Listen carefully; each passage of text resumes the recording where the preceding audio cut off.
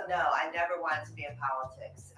Never thought I would be. And the people I know in politics, President, Obama, went to law school with him, worked on his campaigns. My husband was in the Ohio Senate, worked on his campaigns. And I said to both of them, I can't believe you all are in politics. This is a crazy life. Like, who would put yourself, why would you put yourself out there like that? But, when I was asked to serve, I did. And one thing Stacey Abrams said is that women often feel like we don't have enough. Like, oh, I'm not ready for this. I don't have enough education. I don't have enough experience. I don't have enough money. I don't have enough. And so she said, we have to have the audacity to say yes. When you're asked to serve, step out and say yes. And know that you have enough right now, right where you are. You are enough. You have enough. And so I had just read her book, Lead It From the Outside, right before they said, do you think you might put your name in the hat because we're about to have a vacancy on council? And I was like, ugh. And then I said, okay, let me have the audacity to say yes. And here I am, and I love it. It's an honor. It's a lot of work. And it can be really tough, but there's a lot of support out there. We don't do everything right. I make mistakes too, and it's all right though. We're all human, and so there's just a great group of people we're working with in City Hall, in the city, and it's important to serve.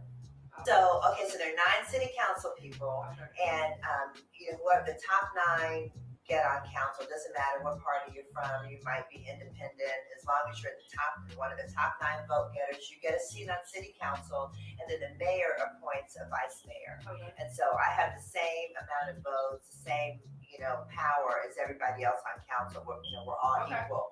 But as vice mayor, sometimes I'm expected to step in for the mayor. So when the mayor's not available, he needs me to do something, I step in for him. And sometimes he just, asks me to, work with him on different issues. And so that's really good too. So we have a lot of challenges here. Let me start with economic opportunity for people of color. You see all these infrastructure projects going on.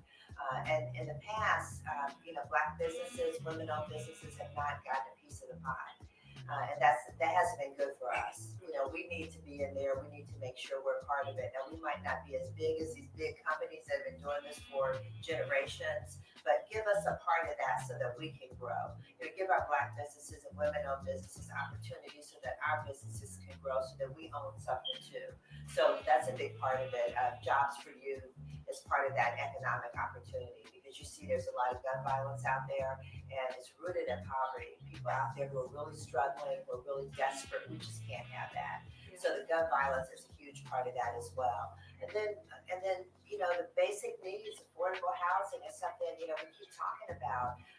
Rents are going up, property taxes are going up. We have to get a hold of that. We have to make sure that when we do development, which our neighborhoods need, we got to grow, but that we don't displace people. So how do we make the neighborhood wonderful and bring new opportunities, but the people who are living there get to stay there and benefit from it? That's really important.